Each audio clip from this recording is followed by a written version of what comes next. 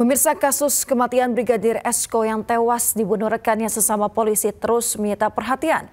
Terbaru, warga bersama keluarga Brigadir Esko menggeruduk dan merusak tersangka lantaran kesal. Maksud kami merusak rumah tersangka lantaran kesal dengan pengungkapan kasus yang dinilai lambat.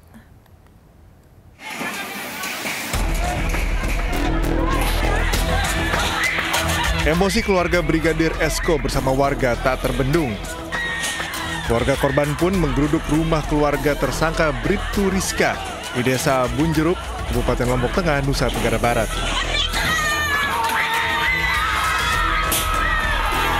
Masa menjebol tembok dan pagar rumah Rizka hingga merusak seluruh barang dan jendela rumah.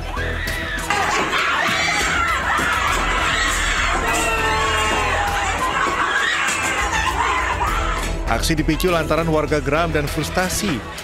Penyidik dinilai lamban menanggapi proses hukum kasus pembunuhan Brigadir Esko.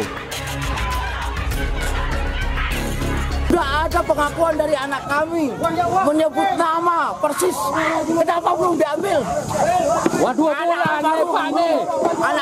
ini sudah menyebut nama-nama itu. Kenapa tidak diambil? Ya. Ada apa? Ini menyakiti perasaan kami. Kami sangat tersakiti. Kami dihina, keluarga besar kami dihina. Kami tidak terima. Harus pelaku ini segera ditangkap. Sebelumnya, Brigadir Polisi Esko Faskareli ditemukan warga pada 24 Agustus 2025 dalam kondisi terlentang tak bernyawa dengan leher terikat tali. Belakangan terungkap, Bribtu Rizka yang merupakan istri korban ditetapkan sebagai tersangka. Keluarga pun menduga ada keterlibatan orang lain dalam peristiwa pembunuhan Brigadir Esko dan mendesak polisi agar segera menetapkan tersangka lain yang diduga terlibat pembunuhan. Dari Lombok, Nusa Tenggara Barat, Muzakir iNews melaporkan. Pemirsa, polisi masih selidiki tewasnya terapis berusia 14 tahun yang jatuh dari lantai 5 rumah pijat Delta Spa di Pejaten, Jakarta Selatan. Selain itu, polisi juga dalami dugaan eksploitasi anak di bawah umur dan dugaan pidana perdagangan orang.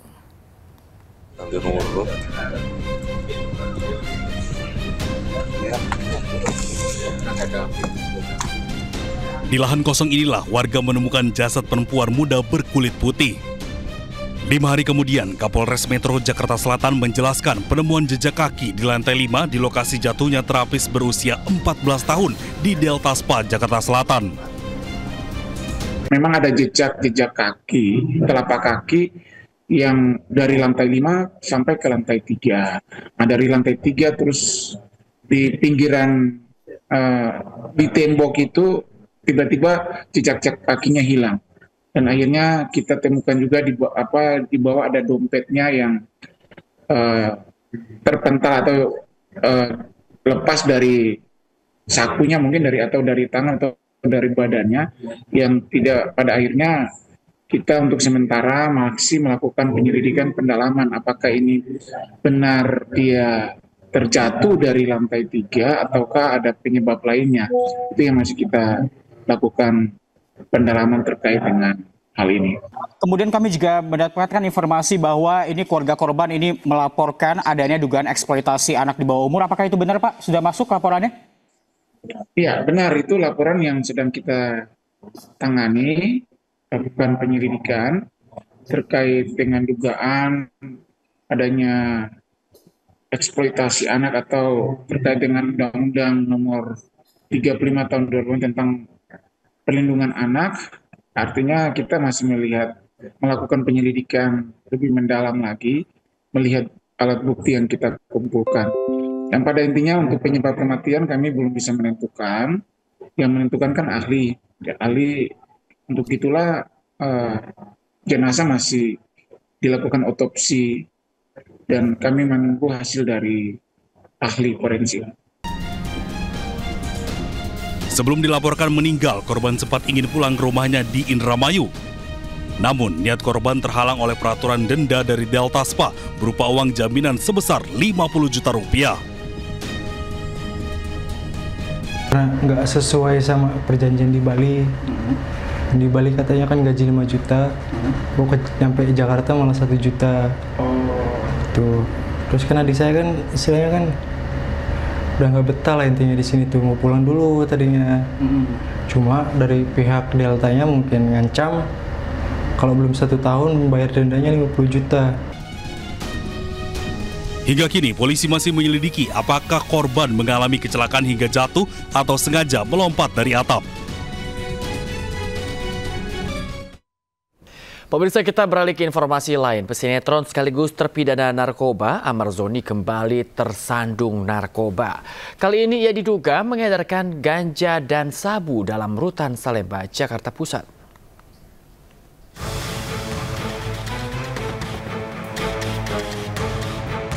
Belum tuntas menjalani hukuman di rutan Salemba, Jakarta Pusat, aktor Amar Zoni kembali terseret kasus narkoba. Kali ini jaksa penuntut umum menerima penyerahan berkas kasus Amar Zoni dan 5 tersangka lain dari lapas, serta barang bukti sabu, ekstasi, dan ganja terkait peredaran narkoba di rutan Salemba. Amar berperan sebagai penampung narkotika untuk diedarkan. Akibat kasus ini, Amar Zoni dan jaringannya terancam hukuman penjara seumur hidup. Kecurigaan dari Karupang, rutan kelas 1 Jakarta Pusat, yang pada saat itu mengamati gerak-gerik para tersangka. Kemudian dilakukan penggeledahan dan pada ruang kamar para tersangka ditemukan narkotika jenis sabu dan ganja seperti yang tadi sudah disebutkan, seperti itu. Keterlibatan Amar Zoni ini menambah daftar panjang ikut sertanya dalam kasus narkoba. Mantan suami pesinetron Iris Bella itu kali pertama ditangkap petugas Sat Narkoba Polres Jakarta Pusat pada tahun 2017 di komplek perumahan di Depok, Jawa Barat atas kepemilikan ganja dan sabu serta alat isap atau bong. Ia direhabilitasi di Rumah Sakit Ketergantungan Obat Cibubur selama hampir 1 tahun. 8 Maret 2023, Amar Zoni ditangkap dengan barang bukti sabu seberat 1 gram oleh penyidik Sat Narkoba Polres Jakarta Selatan di kawasan Sentul, Kabupaten Bogor, Jawa Barat terkait sabu. Di kasus kedua ini, Amar Zoni dihukum 7 bulan penjara dan bebas pada 4 Oktober 2023. Baru 2 bulan menghirup udara bebas, ketiga kalinya Amar kembali ditangkap Sat Narkoba Jakarta Barat di sebuah apartemen di wilayah BSD Serpong dengan barang bukti 4,6 gram sabu dan 1,32 gram ganja beserta alat penggunaannya dan divonis 4 tahun pada bulan Agustus 2024 lalu. Amar Zoni sempat memiliki peluang bebas pada Desember 2025 mendatang melalui program asimilasi. Namun kasus terbaru ini membuat peluang bebas tersebut harus pupus. Dari Jakarta, iNews melaporkan.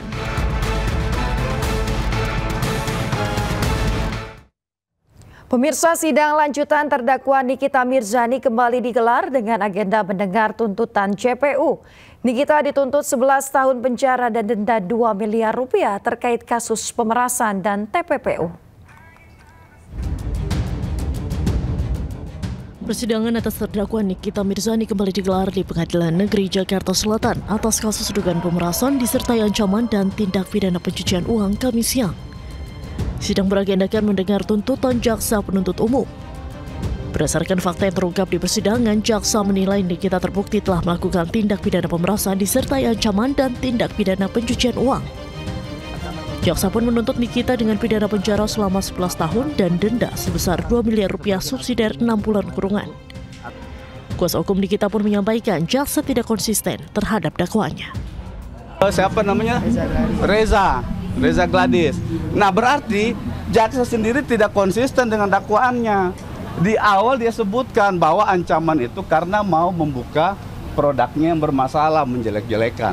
Sekarang dirubah sama jaksa dalam tuntutannya, alat mengancam di dalam Undang-Undang ITE yang disebutkan jaksa tadi itu adalah karena ada pembelian produk glowing booster itu.